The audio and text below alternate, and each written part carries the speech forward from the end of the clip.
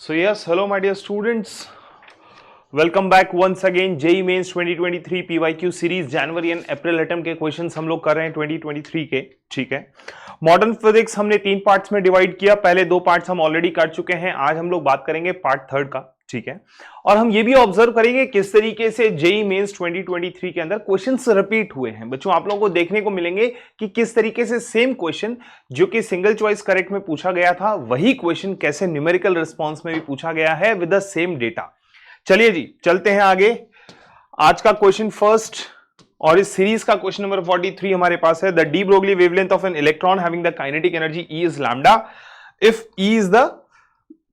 if the kinetic energy of the electron becomes E/4, ठीक है, then its de Broglie wavelength will be बहुत simple सी कहानी। De Broglie wavelength का formula lambda is equals to h upon root under 2m के E होता है। ठीक है, बोल रहा है कि पहले लैम्डा के करस्पॉन्डिंग जो एनर्जी है वो कितना है, वो है 2m E के बराबर। कहता है एनर्जी अब क्या हो जाएगा, E/4 हो जाएगा। तो नया वाला वेवलेंथ बता दो। हम मान लेते हैं नया वाला वेवलेंथ हो जाएगा lambda 1 h upon root under 2m E/4। ठीक है, इस E/4 को जब मैं बाहर निकालूंगा तो 1/4 जब अंडर रूट से बाहर आएगा तो क्या बन जाएगा 2h रूट अंडर 2me। ये क्या है हमारे पास, this is equals to how much, this is equals to lambda. ये कितना है, लैम्डा के बराबर। तो लैम्डा 1 किसके बराबर हो जाएगा, lambda 1 is equals to 2 times of lambda. Option number 4 is the correct answer.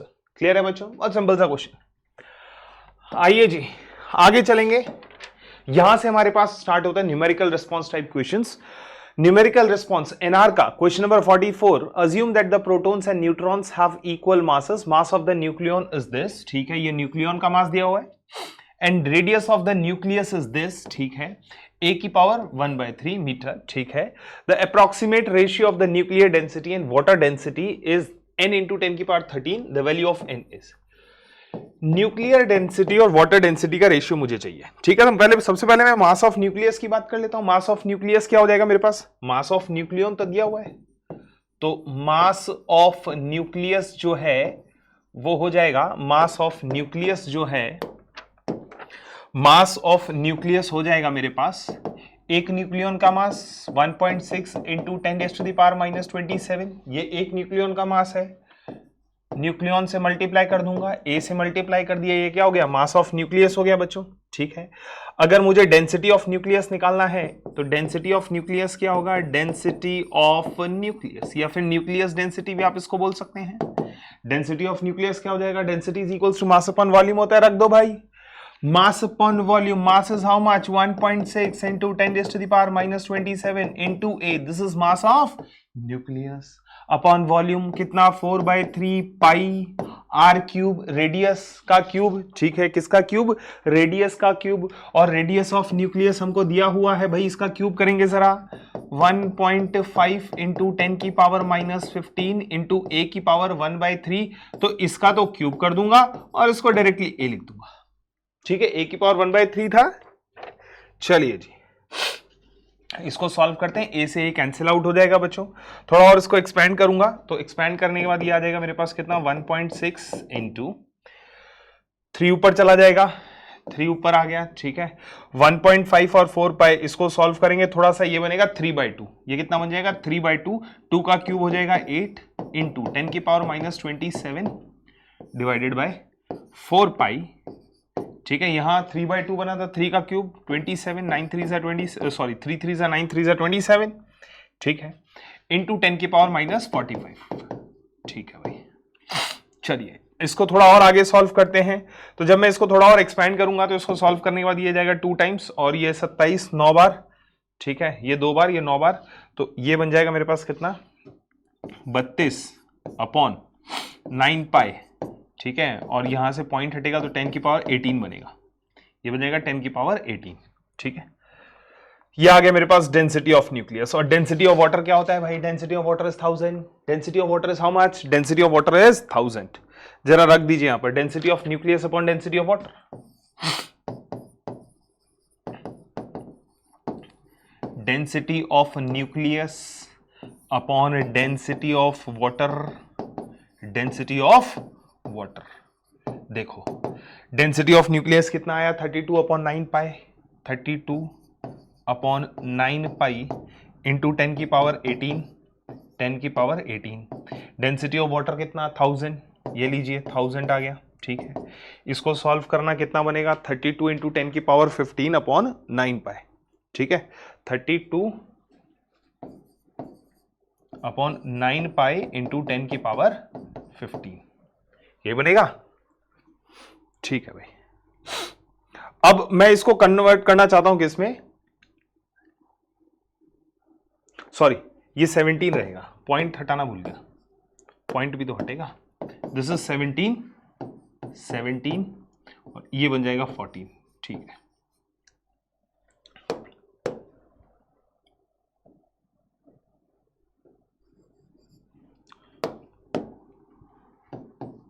देखिए जरा, मुझे 10 की पावर 13 में कन्वर्ट करना है। जब मैं इस रेशियो को 10 की पावर 13 में कन्वर्ट करूंगा तो कितना हो गया, ये 320/9 पाई इंटू 10 की पावर 13 हो गया।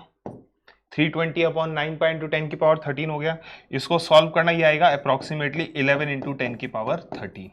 ठीक है, this will be your answer. क्या आ जाएगा रेशियो, एन का वैल्यू कितना आ जाएगा, अप्रोक्सीमेटली 11 से थोड़ा सा ज्यादा आएगा। जब आप इसको सॉल्व करेंगे ना तो ये 11 से थोड़ा ज्यादा आएगा, 11.3 समथिंग समथिंग आएगा, बट हमको नियर बाय वैल्यूज कैलकुलेट करना है तो एन का वैल्यू आ जाएगा मेरे पास 11।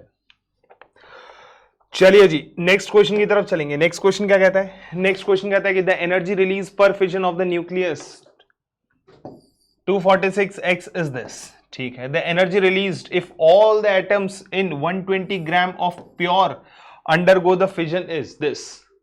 इसका वैल्यू निकालना है। ठीक है, तो देखो 120 ग्राम है मेरे पास, कितना ग्राम है 120 ग्राम है, तो नंबर ऑफ मोल्स कैलकुलेट कर लेता हूं। नंबर ऑफ मोल्स कैलकुलेट करता हूं, number of moles of x. X के नंबर ऑफ मोल्स मैंने कैलकुलेट किया, कितना आता है, मास अपॉन मोलर मास, कितना आ गया ये 1/2। ठीक है, अब मेरे को क्या बोला है, उसने बोला कि एनर्जी रिलीज्ड पर फिजन। ठीक है, एक फिजन में इतना एनर्जी रिलीज होता है। अब 1/2 मोल है मेरे पास, तो नंबर ऑफ एटम्स कैलकुलेट कर सकता हूं यहां से। नंबर ऑफ एटम्स कितना हो जाएगा, एक मोल के अंदर एवोगैड्रो नंबर ऑफ एटम्स होते हैं, Na का वैल्यू दिया हुआ है, तो आधा मोल में कितना हो जाएगा 1/2 इंटू 6 इंटू 10 की पावर 23, यानी कि ये हो गया 3 इंटू 10 की power 23। These are the number of molecules, number of atoms, sorry ये आगे मेरे पास नंबर ऑफ एटम्स। ठीक है, तो एनर्जी रिलीज जब निकाल सकता हूं, टोटल एनर्जी रिलीज निकाला जा सकता है, नंबर ऑफ एटम्स 3 इंटू 10 की पावर 23, और एक फिजन में कितना 200 mega electron volt into 200 mega electron volt. जरा इसको सॉल्व करना, ये कितना बनेगा 6 इंटू 10 की पावर 25 मेगा इलेक्ट्रॉन वोल्ट्स। 10 की पावर 25 के टर्म से हमको आंसर देना था, so your answer will be 6। Clear है बच्चों, आपका आंसर होगा 6। क्लियर।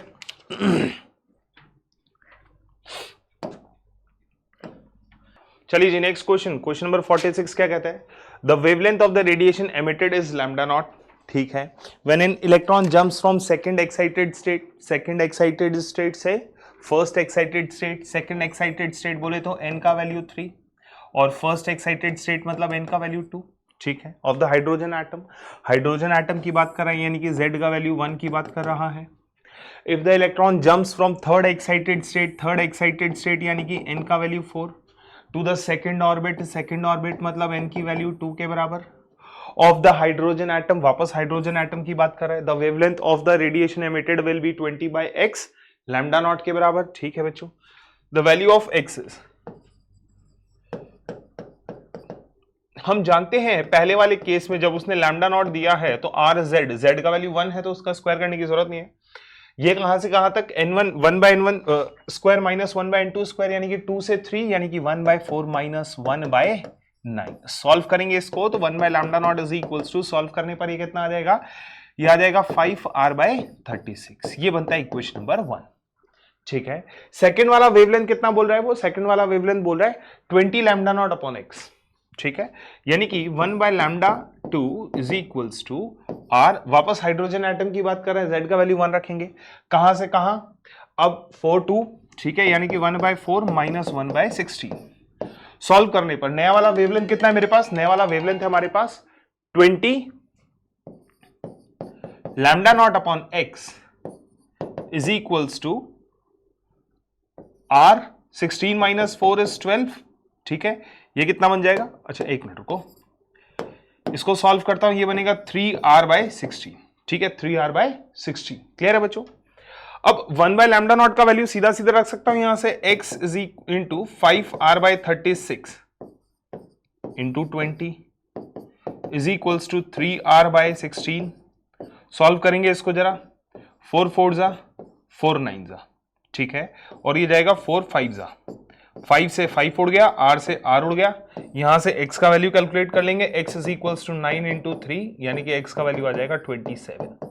हमसे x का वैल्यू पूछा था, x का वैल्यू कितना आ जाएगा 27। क्लियर है, the value of x is 27।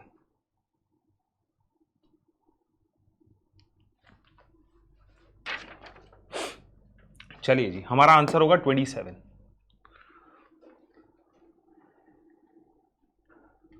आइए जी नेक्स्ट क्वेश्चन की तरफ चलेंगे। A nucleus डिसइंटीग्रेट्स into two smaller parts which have their velocities in the ratio 3:1।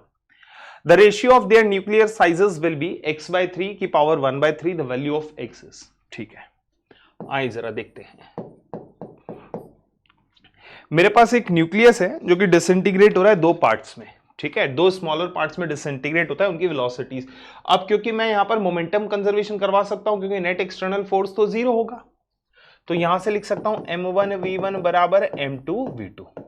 Disintegration process में हमको पता है क्योंकि नेट एक्सटर्नल फोर्स 0 हो, so we will conserve the momentum. Momentum conservation यहां लगाया तो m1 अपॉन m2 का वैल्यू कितना आ गया, m1 upon m2 is equals to v2 upon v1, ठीक है भाई। अब मैं जानता हूं मास किसके बराबर होगा, mass is directly proportional to a, ठीक है। a और रेडियस में रिलेशन जानते हैं हम लोग, a और रेडियस में रिलेशन जानते हैं, इसका वैल्यू हमको पता है v2 upon v1, v1 upon v2 कितना था 3/2, तो ये कितना हो जाएगा 2/3 हो जाएगा, ठीक है। तो a1/a2 लिख सकता हूं यहां से, a1/a2 is equals to how much 2/3, ठीक है।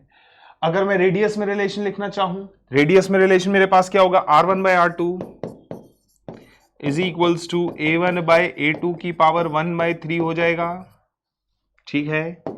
तो यहां से वैल्यूज रखिए, a1/a2 का वैल्यू 2/3 की पावर 1/3। हमसे क्या पूछा था, the ratio of their nuclear sizes x/3, यानी कि x का वैल्यू कितना हो जाएगा, x is equals to 2, x/3 की पावर 1/3, वो आ रहा है 2/3 की पावर 1/3, तो x का value of x is 2। Your answer is 2। Clear. चलिए जी नेक्स्ट क्वेश्चन नंबर 48 की तरफ चलेंगे। रेडियो एक्टिव एलिमेंट, ठीक है, एक रेडियो एक्टिव एलिमेंट है हमारे पास, ये लीजिए, ठीक है, ये डिसइंटीग्रेट हुआ, emits 2 alpha particle, 2 alpha particle यानी कि 2He4, कितने 2, ठीक है। तो क्या बनेगा, एक नया पार्टिकल बनेगा जिसको मैं A नाम दे देता हूं। अगर A नाम दूंगा तो ये बनेगा 88 और इसमें से 8 कम हो जाएगा यानी कि 234, ठीक है। अब एक इलेक्ट्रॉन निकलेगा यहां से, एक इलेक्ट्रॉन निकला यानी कि E-1 E0, ठीक है। हमने बोला कि B बना, क्या बना, B बना, B बना मतलब 89 और ये 234।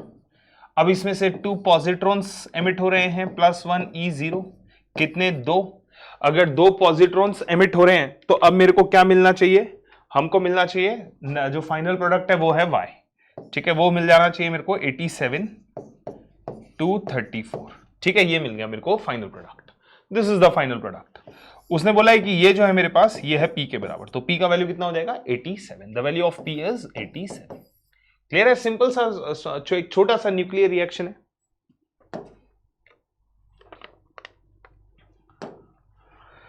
चलिए जी ये क्वेश्चन बढ़िया है। Point source of light is placed at the centre of curvature of hemispherical surface, the source emits a power of 24 watt, ठीक है। The radius of curvature of hemisphere is 10 centimeter and the inner surface is completely reflecting, then the force on the hemispherical hemisphere due to the light falling on it। बहुत बढ़िया बेहतरीन सवाल है। देखो क्या कहता है मेरे को, हमें कहता है एक हेमिस्फेरिकल बाउल है, ये रहा हेमिस्फेरिकल बाउल, इस हेमिस्फेरिकल बाउल के सेंटर पर एक लाइट सोर्स है, ठीक है जी। हमने माना एक पॉइंट लाइट सोर्स है, हमने कह दिया वो कैसा है, S के बराबर है, ठीक है। अब ये चारों तरफ एक रेडिएशन एमिट कर रहा है, ये क्या कर रहा है, चारों तरफ रेडिएशन एमिट कर रहा है बच्चों। हमने क्या करा, हमने माना कि यहां से थीटा एंगल पर गए और एक डी थीटा का एंगल कंसिडर हमने कर लिया, थीटा एंगल हम लोग गए और हमने एक एलिमेंट कंसिडर कर लिया डी थीटा। समझ आती कहानी? ये यहां पर फोर्स एमिट करेगा इस तरीके से डीएफ, ये क्या करेगा, एक फोर्स एमिट करेगा कितना, डीएफ के बराबर बच्चों, ठीक है। अगर ये डीएफ के बराबर फोर्स एमिट करेगा तो क्या मैं डीएफ का वैल्यू लिख सकता हूं? बिल्कुल लिख सकता हूं। अब क्योंकि मैंने एलिमेंट कंसिडर किया है तो वो एलिमेंट भी कैसा होगा, इस तरीके का सर्कुलर होगा, ठीक है, इस तरीके का सर्कुलर एलिमेंट है मेरे पास वो। समझ आती है बात? जब ये सर्कुलर एलिमेंट है, सर्कुलर स्ट्रिप को मैं काटूंगा तो ये सर्कुलर स्ट्रिप मेरे पास ऐसे निकल के, ठीक है। अगर इस डिस्टेंस की बात करता हूं तो ये डिस्टेंस तो हो जाएगा आर डी थीटा के बराबर, क्योंकि यही तो रेडियस है इसका, दिस इज रेडियस आर। तो ये जो लेंथ होगा मेरे पास, ये कितना हो जाएगा, आर डी थीटा के बराबर हो गया ये तो, this is R D theta. Clear है? ये हो गया R D theta, this is R D theta, ये लिख दिया हमने। और यहां से यहां तक बात करूंगा तो ये हो जाएगा 2 पाई। अब इसकी बात कर लेता हूं, ये मेरे पास है small r, 2 pi small r. क्या स्मॉल आर और कैपिटल आर में रिलेशन लिख सकते हैं? बिल्कुल लिख सकते हैं। Small r is equals to capital R sine theta बनेगा, यानी कि ये मेरे पास कितना हो जाएगा, 2 pi capital R sine theta, यानी कि इस छोटा सा जो एलिमेंट मैंने कंसिडर किया इसका एरिया कितना हो जाएगा, 2 pi capital R sine theta into length तो ये हो गया, ब्रेड कितना है इसका, आर डी थीटा। ठीक से इसको सॉल्व किया, 2 pi r square sine theta d theta, this is the area of the element which we consider. हमने क्या करा, हमने एक हेमिस्फेरिकल बाउल पे गए, ठीक है, थीटा एंगल पर गया, मैंने एक छोटा सा डी थीटा का एलिमेंट कंसिडर किया। जब वो डी थीटा का एलिमेंट देखूंगा तो पूरा एक सर्कुलर रिंग जैसा बनेगा बच्चों, एक सर्कुलर रिंग बनेगा ना। अब उस सर्कुलर रिंग की बात करो, उस सर्कुलर रिंग को तोड़ के जब ऐसे निकालूंगा तो एक मेरे पास क्या बना, एक रेक्टेंगल टाइप से बना। उस रेक्टेंगल का लेंथ कितना होगा, जितना इस सर्कुलर रिंग का पेरीमीटर था, 2 पाई स्मॉल आर, ठीक है, 2 पाई स्मॉल आर। और उसका विड्थ कितना होगा, ये एंगल हम निकाल सकते हैं भाई, ये वाला आप निकाल सकते हैं ना, theta equals to arc length upon radius, तो आर्क लेंथ तो ये हो जाएगा, और रेडियस कितना है इसका, कैपिटल आर के बराबर, ठीक है। और थीटा कितना था, एंगल कितना था, डी थीटा के बराबर। तो यहां से हमारे पास डी आ गया। अब मैं डीएफ निकाल सकता हूं, ठीक है। देखिए, अगर मैं फोर्स की बात करूंगा, ठीक है, हम इलेक्ट्रॉन फ्लक्स लगा सकते हैं यहां पर, फोटोन फ्लक्स, सॉरी, हम लोग फोटोन फ्लक्स का यूज कर सकते हैं। फोटोन फ्लक्स क्या कहता है, फोटोन फ्लक्स कहता है जो फोर्स यहां लगेगा वो फोर्स कितना लगेगा, 2IA, ए मतलब DA divided by C, 2IA divided by C, ठीक है। I हमको दिया हुआ है भाई, power into area divide by C, clear. आइए जरा इसको सॉल्व करते हैं। C is the speed of light, ठीक है, C is the speed of light. आइए सॉरी, अब मैं ये भी जानता हूं कि मेरे पास फोर्स कैसा है, रेडियली आउटवर्ड है। जब फोर्स रेडियली आउटवर्ड है तो इसके दो कंपोनेंट लगेंगे, एक कंपोनेंट तो इस तरफ चला जाएगा और एक कंपोनेंट इस तरफ होगा, ठीक है। एक कंपोनेंट तो इधर चला जाएगा और एक कंपोनेंट इधर होगा फोर्स का। ये वाला कंपोनेंट कितना है, डी एफ कॉस थीटा के बराबर, और ये वाला कंपोनेंट कितना, डी एफ साइन थीटा के बराबर, ठीक है। हम जानते हैं force will act radially outwards, force कैसा लगेगा, रेडियली आउटवर्ड लगेगा। तो इसके दो component D F cos theta और डी एफ साइन थीटा। तो हम फोर्स कौन सा वाला लेने वाले हैं, हम फोर्स सिर्फ और सिर्फ ये वाला कंसिडर करेंगे डी एफ कॉस थीटा की वजह से, ठीक है। हम वर्टिकल कंपोनेंट ऑफ फोर्स की बात करेंगे सिर्फ। आप पहले यहां पर वैल्यूज रख दो, df is equals to how much, 2, I का वैल्यू कितना है, 24 डिवाइडेड बाय c, और इंटेंसिटी आप ऐसे भी लिख सकते हो, ये बेसिकली है क्या, पावर पर यूनिट एरिया ही तो है। तो पर यूनिट एरिया की बात करेंगे तो 4 पाई आर स्क्वायर हो जाएगा, ठीक है, 4 pi r square into d a का वैल्यू कितना था, 2 pi capital R square sine theta d theta, capital R square sine theta d theta upon C. C का वैल्यू कितना, 3 इंटू 10 की पावर 8, इसको सी रहने दो, ठीक है जी। सॉल्व कीजिए, यहां से आर स्क्वायर उड़ गया, 2 पाई से ये चला गया 2 टाइम्स, और ये 2 से 2 कैंसिल आउट। तो डीएफ का वैल्यू आ जाएगा मेरे पास कितना, d f is equals to 24 sine theta d theta upon C. अब हमें सिर्फ और सिर्फ vertical component of force consider करना है, ठीक है। हम सिर्फ और सिर्फ वर्टिकल कंपोनेंट ऑफ फोर्स की बात करेंगे।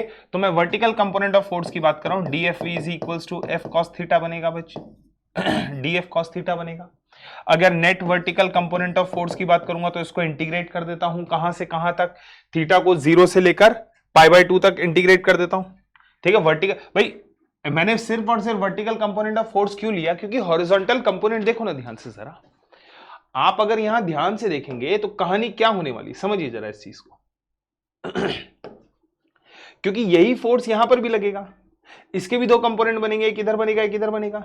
ये वाला कंपोनेंट तो इसको कैंसिल आउट कर देगा, ये वाला कंपोनेंट जो है हॉरिजॉन्टल कंपोनेंट, ये वाला कंपोनेंट इस वाले कंपोनेंट को कैंसिल आउट कर रहा होगा, और ये वाला जो वर्टिकल कंपोनेंट है ये इसके साथ ऐड ऑन हो रहा होगा, ठीक है। आप क्योंकि रिंग एलिमेंट कंसिडर कर रहे हैं ना, जब आप रिंग एलिमेंट कंसिडर करेंगे तो हर डायरेक्शन में फोर्स कैसा है, इस तरीके से रेडियली आउटवर्ड है। अब जब रेडियली आउटवर्ड है तो उसके दो कंपोनेंट, एक वर्टिकल कंपोनेंट बनने वाला है, एक हॉरिजॉन्टल कंपोनेंट बनने वाला है। हम बात करें सिर्फ हाफ पोर्शन की, तो बाकी का हाफ पोर्शन क्या हो जाएगा, इसका मिरर इमेज हो जाएगा। तो ये वाला जो वर्टिकल कंपोनेंट है, ये सॉरी ये वाला जो हॉरिजॉन्टल कंपोनेंट है, ये वाला हॉरिजॉन्टल कंपोनेंट को कैंसिल आउट कर देगा, और ये दोनों वर्टिकल कंपोनेंट क्या हो जाएंगे, एड ऑन हो जाएंगे, ठीक है। तो हम सिर्फ हाफ एलिमेंट की बात कर लेते हैं, बाकी हमारा आंसर आ जाएगा, ठीक है। चलिए मैंने इंटीग्रेट किया इसको 0 से π/2, 0 से π/2, ठीक है। DF का वैल्यू रख देता हूं बच्चों, DF का वैल्यू क्या है, 24/c cos theta, 24/c sin theta, ये आ जाएगा cos थीटा d थीटा, ठीक है, cos थीटा d थीटा। आइए जरा इसको इंटीग्रेट कर लीजिएगा, ये तो आपको आता होगा sin 2 थीटा, ये क्या बन जाएगा, sin 2 थीटा बन जाएगा। सिंपल इसको इंटीग्रेट कर लेना, जब मैं इसको सिंपली इंटीग्रेट करूंगा तो मेरे को क्या मिलने वाला है ये, और 0 से π/2 तक इंटीग्रेट करने वाला हूं, तो sin 2 थीटा का इंटीग्रेशन कितना हो जाएगा, ठीक है। तो 24/2 इंटू सी cos 2 थीटा निकल के आएगा, इंटीग्रेशन करने पर cos 2 थीटा/2, ठीक है। लिमिट्स पुट करना है, cos π/2 माइनस cos 0, ठीक है। तो आपका आंसर आ जाएगा 1। This is the weight vertical force, ये आता है नेट वर्टिकल फोर्स 24/2c। इसको इंटीग्रेट कर लेना आप लोग, sin 2 theta into cos theta को क्या बना लेना, sin 2 थीटा बना लेना, उसका इंटीग्रेशन कर देना। sin 2 थीटा का इंटीग्रेशन आप लोगों को पता है क्या होता है, ठीक है। यहां से c का वैल्यू रखना 24/2 इंटू 3 इंटू 10 की पावर 8, ऊपर जाके 10 की पावर -8 बन जाएगा। ये इससे कैंसिल आउट कितने टाइम्स, 12 टाइम्स, ये इससे कैंसिल आउट 4 टाइम्स, तो 4 इंटू 10 की पावर -8 माइनस 10 की पावर -8 के टर्म्स में आंसर निकालने को बोला था, तो नेट फोर्स कितना लगेगा, 4। क्लियर है, net force acting on the hemispherical bowl is 4 into 10 की पावर -8 न्यूटन। क्लियर है बच्चों, सिंपल सा क्वेश्चन। आइए जी next question. For hydrogen atom λ1 and λ2 are the wavelengths corresponding to the transition 1 and 2 respectively as shown figure.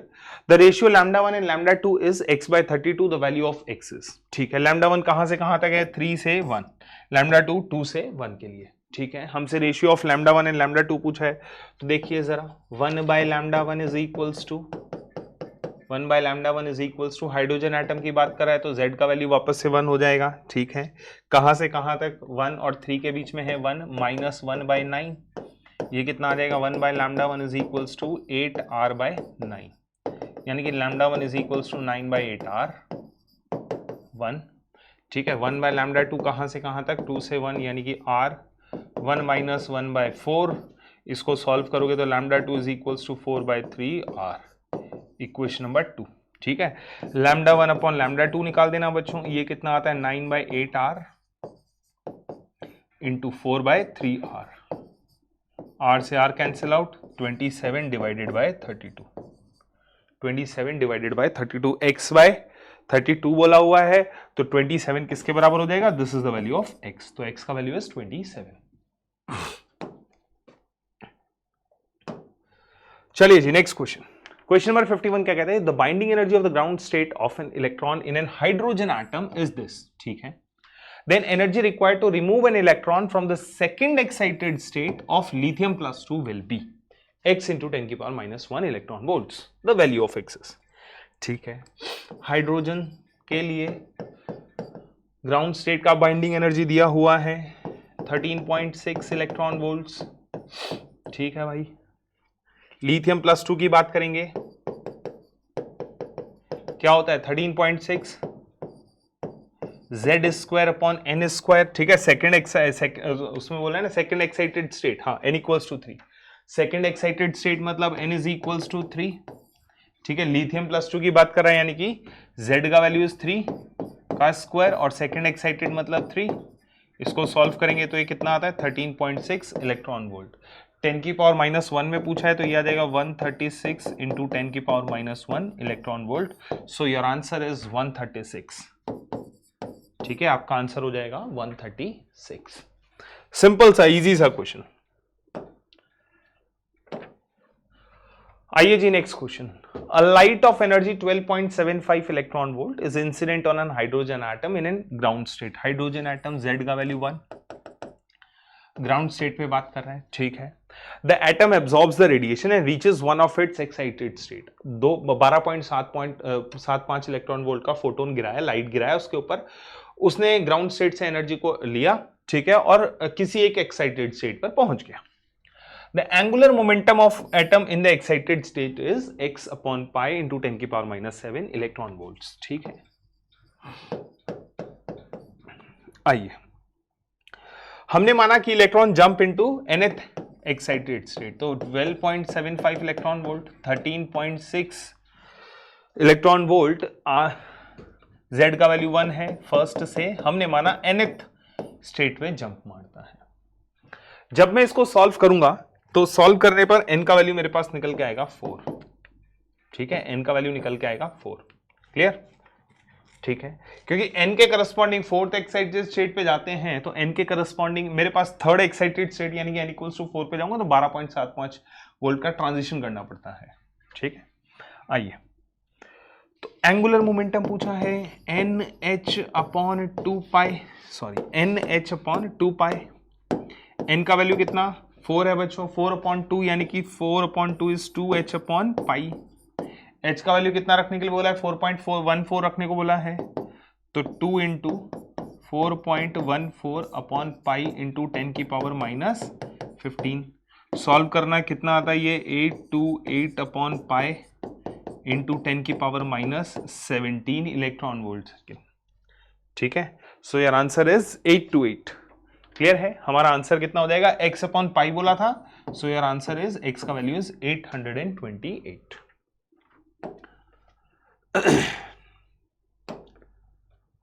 चलिए जी next question, question number 53। Nucleus A having Z is equals to 17 and equal number of protons and neutrons has, ठीक है। एक nucleus है, ठीक है, जिसमें हमको Z का वैल्यू दिया हुआ है, कहता है कि जितने प्रोटॉन उतने ही न्यूट्रॉन्स, तो टोटल नंबर ऑफ न्यूक्लियॉन्स यहां से लिख सकता हूं, 17 + 17 हो जाएगा। और बोल रहा है कि इसका जो बाइंडिंग एनर्जी पर न्यूक्लियॉन है वो कितना है 1.2 मेगा इलेक्ट्रॉन वोल्ट। तो टोटल बाइंडिंग एनर्जी निकाल सकता हूं इसका, ठीक है। बाइंडिंग एनर्जी ऑफ ए निकाल सकते हैं भाई, binding energy of A, total number of nucleons कितने 17 प्रोटॉन्स 17 न्यूट्रॉन्स, एक का कितना है बाइंडिंग एनर्जी 1.2, 17 + 17 इज 34, 34 इंटू 12 करना, 34 इंटू 12 करोगे तो ये आ जाएगा 40.8, ठीक है। This is the binding energy of A. आगे बात करता है कि nucleus B of Z is equals to 12 has the total 26 nucleons, ठीक है, और बाइंडिंग एनर्जी 1.8, तो बाइंडिंग एनर्जी पर न्यूक्लियॉन दिया हुआ है, तो बाइंडिंग एनर्जी ऑफ बी आ जाएगा मेरे पास कितना, बाइंडिंग एनर्जी ऑफ बी आ जाएगा मेरे पास 26 into 1.8 mega electron volts. The difference in the binding energy of B and A, इसको सॉल्व करना, ये बनेगा 46.8 binding energy of B minus binding energy of A, ये डिफरेंस हमसे पूछा है। 46.8 माइनस 40.8 कितना आ जाएगा 6 mega electron volt. This is the difference, so your answer is 6, clear है, आपका आंसर होगा 6।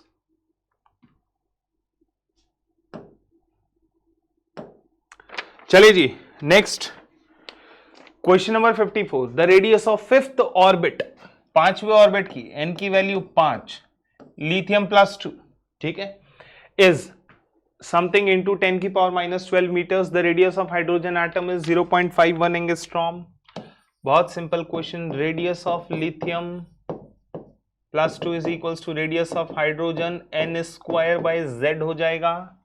ठीक है, रेडियस ऑफ हाइड्रोजन की बात कर लेता हूं, 0.51 एंगस्ट्रॉम दे रहा है। n का वैल्यू कितना रखना है बच्चों, 5 का स्क्वायर 25 डिवाइडेड बाय z की वैल्यू की बात कर लेता हूं, z कितना, लिथियम +2 मतलब कि 3 एंगस्ट्रॉम में आ जाएगा आंसर, इन एंगस्ट्रॉम यानी कि 10⁻10।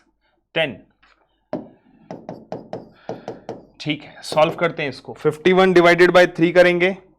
ठीक है, तो ये बनेगा 1 × 7। ठीक है, 17 × 25 करना, ये बनेगा 425 इंटू, ये 2 पॉइंट हटा दिए हैं यहां से, तो ये आ जाएगा 10⁻12 metre. So 425 is the required answer. Clear है? रेडियस ऑफ फिफ्थ ऑर्बिट कितना हो जाएगा, 425 इंटू 10⁻12 मीटर्स। क्लियर है बच्चों? चलिए नेक्स्ट क्वेश्चन की तरफ चलेंगे। Experimentally it is found that 12.8 electron volt energy is required to separate hydrogen atom into proton and electron. ठीक है, so the orbital radius of electron in hydrogen atom is 9/x into 10⁻10 metre. तो x का value हमको निकालने को बोला है।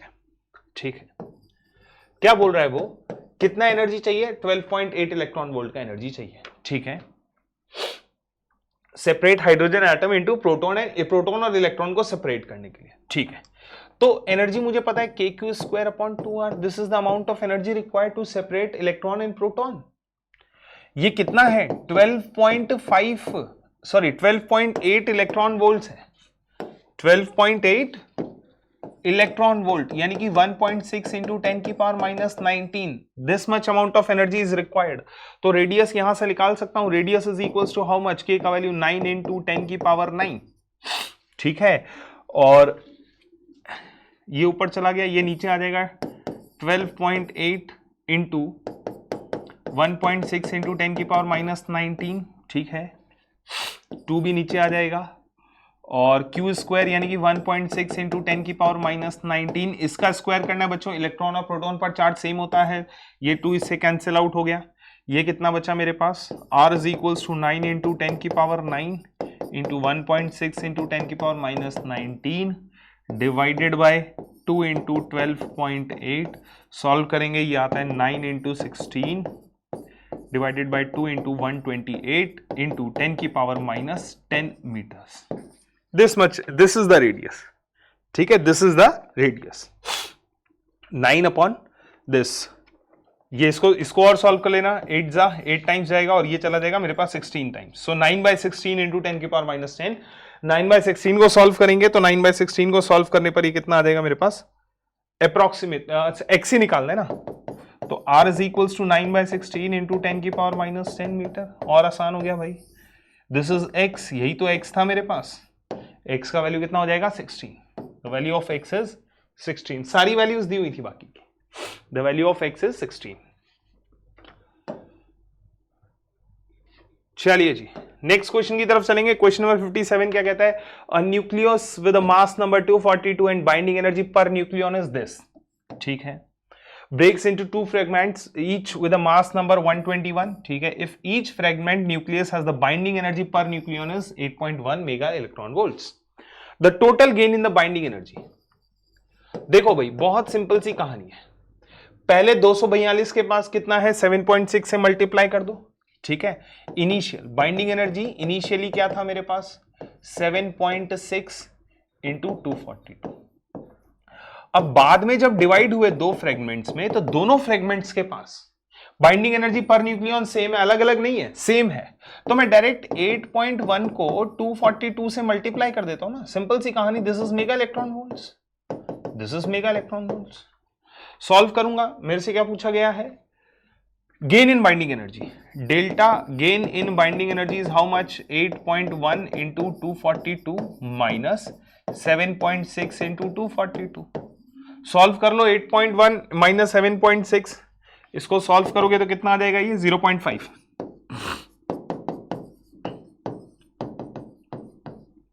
यानी कि 121 mega electron volts, this is the amount of energy, 121। कितना 121 इज द करेक्ट आंसर। चलिए जी नेक्स्ट क्वेश्चन की तरफ चलेंगे। The ratio of the wavelength of spectral lines H alpha and H beta in बामर series. बामर series में जो ratio है wavelength का एच अल्फा और एच बीटा के लिए वो कितना है x/20। एच अल्फा की अगर बात कर रहे हैं तो एच अल्फा मेरे पास कहां से कहां, फॉर एच अल्फा बामर में बात कर रहे हैं ना, किस में बात कर रहे हैं, बामर में बात कर रहे हैं, n इक्वल्स टू 2 to 3, तो 1/λ अल्फा या फिर सिंपल सा hc/λ alpha is equals to या फिर एक सिंपल सा रखते हैं हम लोग 1/λ alpha is equals to RCZ²। Hydrogen atom की बात कर रहा होगा, चलो उसको भी छोड़ दो, हाँ हाइड्रोजन की नहीं छोड़ दो इसको भी, 1/4 माइनस 1/9 ये हो गया। For H beta, H beta के लिए कहां से कहां तक, 4 से 2,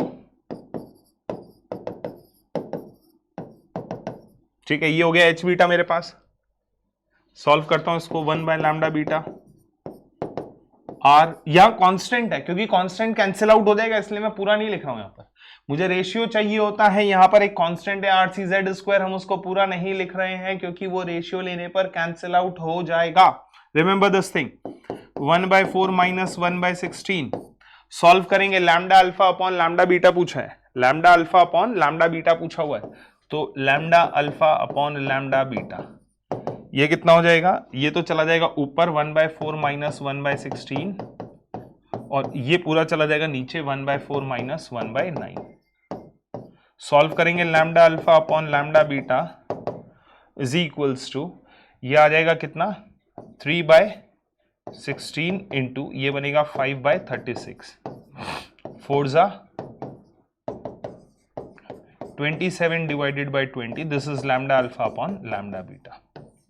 ऊपर क्या आ रहा है मेरे पास 27, नीचे कितना आ रहा है 20, ये है किसके बराबर, दिस इज x, x का वैल्यू कितना आ गया 27। सिमिलर टाइप का क्वेश्चन रिपीट हुआ। चलिए आइए जी आगे चलेंगे। नेक्स्ट क्वेश्चन नंबर 58 क्या कहता है, क्वेश्चन नंबर 58 कहता है if 917 angstrom be the lowest wavelength of Lyman series. ठीक है, लाइमन सीरीज की बात कर रहा है, लोएस्ट वेवलेंथ यानी कि एनर्जी मैक्सिमम इंफिनिटी से 1 to infinity, then the lowest wavelength of Balmer series यानी कि इंफिनिटी से 2। ठीक है, वेवलेंथ लोएस्ट यानी कि एनर्जी हाईएस्ट मतलब इंफिनिटी से 1 फॉर लाइमन सीरीज और for Balmer series it is infinity to 2। ठीक है जी, तो change in energy for Lyman के लिए बात कर रहा हूं, कितना हो जाएगा -13.6 Z² अपॉन N², ये 1 की बात करेगा। ठीक है, 1 की ही बात कर रहा है क्योंकि मैक्सिमम की बात करनी है हमको। डेल्टा E मैक्सिमम फॉर बामर, किसके लिए, बामर के लिए, बामर के लिए जब हम बात करेंगे -13.6 Z² अपॉन इंफिनिटी से 2 यानी कि 4, इंफिनिटी से 2। ठीक है, आइए इसके करस्पॉन्डिंग जो मेरे पास वेवलेंथ रिलीज हुआ ना वो हम मान लेते हैं λ1 है, hc/λ1, और इसके करस्पॉन्डिंग जो रिलीज हुआ वो हम मान लेते हैं λ2। ये इक्वेशन 1 हो गया, ये इक्वेशन 2 हो गया। दोनों को जरा डिवाइड करता हूं, जैसे ही मैं दोनों को डिवाइड करूंगा तो λ1 अपॉन λ2 मेरे पास क्या आता है hc अपॉन λ2 और hc अपॉन λ1 यानी कि -13.6 Z² अपॉन 4 इंटू -13.6 और Z² अपॉन 1। ठीक है, 13.6 कैंसिल आउट, Z² से Z² कैंसिल आउट, माइनस से माइनस कैंसिल आउट, λ1 अपॉन λ2 कितना आ गया 1/4 के बराबर। λ1 अपॉन λ2 इज 1/4 यानी कि λ2 कितना हो गया बच्चों, λ2 is equals to 4 times of λ1। λ1 का वैल्यू तो हमको दिया हुआ है 917 angstrom, so λ2 is equals to 4 into 917 angstrom, ये आ जाएगा। ठीक है, सॉल्व कर दीजिए इसको, ये बनेगा 4 7 28 और 4 6, 3668 एंगस्ट्रॉम। तो जो मिनिमम वेवलेंथ होगा, लोएस्ट वेवलेंथ होगा बामर सीरीज का, वो कितना होगा? 3668 एंगस्ट्रॉम। क्लियर है? सिंपल सा क्वेश्चन है ये भी हमारे पास। आइए जी next question number 59। A monochromatic light is incident on a hydrogen sample in the ground state. ठीक है, hydrogen atom absorbs a fraction of light and subsequently emits radiation of 6 different wavelength. 6 अलग अलग different wavelength हैं। n into n minus 1 divided by 2 is equals to 6 आ गया है, यानी कि यहां से n का वैल्यू निकाल सकता हूं। n into n minus 1 divided by 2 equals to 6, तो n का वैल्यू आ जाएगा यहां से 4। n का वैल्यू 4 आ गया। हाइड्रोजन एटम के लिए बात कर रहे हैं बच्चों, ठीक है। ग्राउंड स्टेट से 6 डिफरेंट 4 में लेकर के जाना है, तो delta E energy required 13.6, 1/1 minus 1/16 solve करेंगे, ये बनता है h into f is equals to 13.6 into 15/16। h का वैल्यू दिया हुआ है कितना? 4.25 इलेक्ट्रॉन वोल्ट्स के टर्म्स में। तो मेरे को क्या चाहिए? Value of x, the frequency of incident, frequency is equals to 13.6 into 15 divided by 16। h का वैल्यू पुट कर लो 4.25 इंटू 10 की पावर माइनस 15। ठीक है, तो 10 की पावर 15 तो उधर आएगा। अब आपको इसको सॉल्व करना है, ठीक है। जब आप इसको सॉल्व कर लेंगे तो इस पूरे को सॉल्व करना है, ये कैलकुलेट होकर के 3 इंटू 10 की पावर 15 बन जाएगा। ठीक है, इस पूरे को आप सॉल्व कर लीजिएगा, मैंने कैलकुलेट किया हुआ है 3 इंटू 10 की पावर 15। तो x का वैल्यू कितना आ जाएगा आपके पास में? 3। The value of x comes out to be 3। चलिए जी, अगेन बहुत आसान क्वेश्चन है, आगे चलेंगे। आगे मेरे पास nucleus disintegrate into 2 parts in such a way that their nuclear sizes is this. Similar pattern का क्वेश्चन रिपीट हो रहा है, उसमें स्पीड का रेशियो दिया हुआ था हमको और न्यूक्लियर साइजेस का रेशियो पूछा हुआ था। यहाँ न्यूक्लियर साइजेस दिया हुआ है, स्पीड का रेशियो पूछ लिया, their respective speed have in the ratio of n/1। Simple question, same उसी पैटर्न पे चलेंगे। न्यूक्लियर साइजेस के रेशियो हमें दिए हुए हैं। पहली बात तो मैं ये जानता हूं कि m1v1 बराबर m2v2, देखो वही कॉन्सेप्ट यूज कर रहा हूं, linear momentum conservation. m1 by m2 कितना आ गया? v2 by v1। m1 by m2 is equals to v2 by v1। अगर m1 by m2 की बात करेंगे तो r1 by r2 का होल स्क्वायर, ठीक है, ये क्या हो जाएगा? Whole cube, sorry, r1 by r2 का होल क्यूब, क्योंकि मास क्या हो जाएगा? Density into volume. Density same होता है, वॉल्यूम 4/3 पाई आर क्यूब, तो 4/3 पाई से 4/3 पाई कैंसिल आउट, रेडियस बचेगा r1 by r2 का whole cube. This is equals to v2 upon v1। चलिए, अब मेरे को r1 by r2 का वैल्यू दिया हुआ है, ठीक है। r1 by r2 का वैल्यू कितना दिया हुआ? 1/2 की पावर 1/3, इनका क्यूब करेंगे तो ये बनता है 1/2 is equals to v2 upon v1। ये लीजिए, आ गया रेशियो हमारे पास, कितना आता है? Respective ratios v1 upon v2 is equals to 2 upon 1। ये दिया हुआ है n रेशियो 1 के बराबर, तो n का value is how much? 2। The value of n is 2। Clear है? उनकी स्पीड के रेशियो हमसे पूछा हुआ था, स्पीड का रेशियो कितना आता है? स्पीड का रेशियो आ जाएगा हमारे पास v1 by v2 comes out to be 2:1, so n is equals to 2। चलिए, a common example of alpha decay is this, given uranium 238, thorium 234 और helium, ठीक है, और 1 एटॉमिक मास यूनिट का value 931.5 mega electron volt, energy release during the alpha decay. यही मैं बोल रहा था, पिछले लेक्चर में आप जाइएगा, same question single choice correct में पूछा गया है, सिमिलर क्वेश्चन पूछा गया, मेरे को तो आंसर भी याद है, 4 पॉइंट समथिंग समथिंग आएगा इसका, 4 point something something mega electron volt आएगा।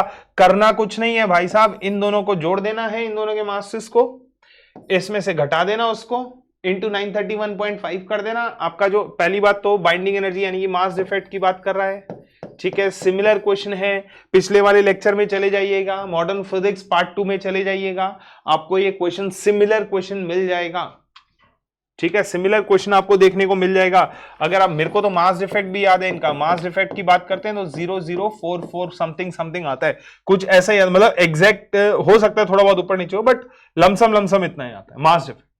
तो बाइंडिंग एनर्जी कितना हो जाएगा? 0.0044 इंटू 931.5 मेगा इलेक्ट्रॉन वोल्ट। इसको सॉल्व करोगे बच्चों तो ये 4 पॉइंट समथिंग आएगा, 4.09 समथिंग आता है, 4.098 मेगा इलेक्ट्रॉन वोल्ट्स के आसपास। ठीक है, तो हमसे आंसर न्यूमेरिकल रिस्पॉन्स से पूछा था, तो इसका न्यूमेरिकल रिस्पॉन्स कितना हो जाएगा, 4 मेगा इलेक्ट्रॉन वोल्ट्स। क्लियर है, 4 मेगा इलेक्ट्रॉन वोल्ट। यही बात मैं बार बार रिपीट कर रहा हूं कि सिमिलर पैटर्न के क्वेश्चंस रिपीट हो रहे हैं, सिमिलर पैटर्न पर क्वेश्चंस रिपीट होते हैं। आइए जी नेक्स्ट क्वेश्चन पे चलेंगे। क्वेश्चन नंबर 62 क्या कहता है, radius of second orbit of helium of Bohr's model is R1। ठीक है, सेकंड ऑर्बिट की बात करें, n इक्वल्स टू 2, हीलियम की बात करें, ठीक है, z equals to 2, that of the fourth orbit of beryllium +3 represented as R2, the ratio of R2 by R1 is this. ठीक है, अब हम जानते हैं R is equals to R0 n² by z होता है बच्चों, ये होता है। ठीक है, रेडियस R2 अपॉन R1 क्या हो जाएगा, ये हो जाएगा R2 मतलब कि n2² अपॉन Z2 और n1² अपॉन Z1। आइए जी वैल्यूज रख लेता हूं, R2 upon R1 is equals to, ये बात कर रहा है किसकी, फोर्थ ऑर्बिट की, तो 4 का स्क्वायर अपॉन बेरिलियम +3 यानी कि 4 इंटू, ऊपर सेकेंड ऑर्बिट की बात कर रहा है 2 का स्क्वायर और हीलियम +1 यानी कि 2, सॉल्व करेंगे ये जाएगा 2 टाइम्स। ठीक है, 4 4 जा 64 into 4 divide by 2 into 2 into 2, 2 2 4 times cancel out, 2 times cancel out, तो R2 अपॉन R1 आ गया मेरे पास 2:1, R2 अपॉन R1 2:1, x का वैल्यू पूछा हुआ था, this is x, so value of x is 2, x का वैल्यू कितना आता है 2 के बराबर। सिंपल क्वेश्चन, ये वाला क्वेश्चन भी रिपीट हुआ है, आप ध्यान से देखेंगे इसी पैटर्न का क्वेश्चन हमसे पहले भी पूछा गया है। आइए जी नेक्स्ट क्वेश्चन नंबर 63 क्या कहता है, क्वेश्चन नंबर 63 कहता है एक एटम है जो कि एब्जॉर्ब करता है फोटोन, कितने का, 500 नैनोमीटर का, एक अनदर फोटोन को सेम टाइम पर एमिट करता है, कितने वेवलेंथ, 600 नैनोमीटर के wavelength. The net energy absorbed by the atom in the process is n into 10 की power -4 electron volts, the value of n is। तो सिंपल सी कहानी है भाई, उसके पास एनर्जी आया hc/λ1 और एनर्जी गया hc/λ2, बचा हुआ एनर्जी उसके पास है, बचा हुआ ही तो एनर्जी उसके पास है, तो एनर्जी रिमेन मैं लिख सकता हूं कितना, hc/λ1, ये एनर्जी आया उसमें से ये चला गया, बाकी बच गया, so delta is equals to 6.6 into 10⁻⁻34, c का वैल्यू 3 इंटू 10 की पावर 8, 3 इंटू 10 की पावर 8, 1/λ1 माइनस 1/λ2। ठीक है, 1/λ1 यानी कि 1/500 माइनस 1/600 नैनोमीटर्स है ये। ठीक है, ये कितना है, नैनोमीटर्स में है, 10⁻⁻9 मान लो, वो भी कॉमन ले लेते हैं, वो भी कॉमन ले लिए 10⁻⁹, ये लीजिए, सॉल्व किया इसको, 600 माइनस 500, 100 आ गया, 6.6 इंटू 10⁻⁻34 इंटू 3 इंटू 10 की power 8 into 100 divided by 500 into 600 into 10 की पावर -9। सॉल्व करना है इसको, 5 6 30 बनेगा, 6.6 इंटू 3, ठीक है, 5 6 30 और 4 0 5 -5 ऊपर चला जाएगा, तो ये बनेगा -29, -29 और 8 -21, ठीक है, और क्योंकि इलेक्ट्रॉन वोल्ट्स में कन्वर्ट करना है तो 10⁻⁻19 और ऊपर नीचे 2, ऊपर 100 है 2, ठीक है, ऊपर वो 200 तो 10⁻⁻19 इंटू 1.6, ये लो, ये आ जाएगा मेरे पास 6.6 इंटू 3/30 इंटू 1.6 इलेक्ट्रॉन वोल्ट्स में। ठीक है, ये इलेक्ट्रॉन वोल्ट में कन्वर्ट कर दिया मैंने। क्या किया मैंने, इलेक्ट्रॉन वोल्ट में कन्वर्ट करने के लिए 1.6 इंटू 10⁻⁻19 से डिवाइड कर दिया, दिस इज इलेक्ट्रॉन वोल्ट, ये लीजिए। ठीक है, इसको सॉल्व कीजिएगा आप, 6.6/30 यानी कि ये बनेगा 1/10, मुझे आंसर 10 की पावर -4 में चाहिए, तो 6.6/10 इंटू 1.6, 1 2 3 4 0 इंटू 10 की पावर -4 ये पॉइंट से पॉइंट हटाया, this will be answer in electron volts. Clear है? 16/66 करेंगे, 66/16 करेंगे, ये आता है 4125। सॉल्व कीजिएगा इसको, this will comes out to be 4125 into 10 की पावर -4 इलेक्ट्रॉन वोल्ट। क्लियर? हमसे पूछा था n इंटू 10 की पावर -4 इलेक्ट्रॉन वोल्ट होना चाहिए, n का वैल्यू कितना आ गया 4125। The value of n is 4125। Clear है बच्चों? चलिए जी next question. As per the given figure A, B and C are the first, second and third excited state, यानी कि ये है n का वैल्यू 2, n का वैल्यू 3 और n का वैल्यू 4। ठीक है।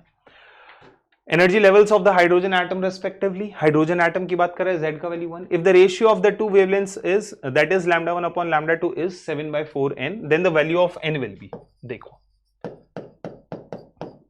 1/λ1 is equals to some constant rcz square 1/n1 square minus 1/n2, λ1 यानी कि 1/4 minus 1/9। सॉल्व करेगा 1/λ1 कितना आ जाएगा 5r/36। ये बन गया इक्वेशन नंबर 1। 1/λ2 कितना बन जाएगा rcz स्क्वायर, सबको एलिमिनेट करते हुए सिर्फ r लिख दिया मैंने। कहां से कहां तक 4 से 3 यानी कि 1/9 minus 1/16। 16 minus 9 कितना बनेगा, ये बनेगा 7r डिवाइडेड बाय 9 इंटू 16। इसको एज इट इज ऐसा ही रहने दो 1/λ2। मुझे चाहिए λ1 अपॉन λ2। 1/λ2 का वैल्यू कितना 7r/9 इंटू 16 और 1/λ1 का वैल्यू कितना 5r/36, 5r/36। r से r कट गया, 9 4 जा और 4 4 जा, कितना हो गया 7/20। ठीक है, यानी कि मैं इसको क्या लिख सकता हूं 7/4 इंटू 5 और ये क्या है मेरे पास n। This is the value of n। तो n का वैल्यू कितना आ जाएगा मेरे पास 5। The value of n is 5। Clear है बच्चे?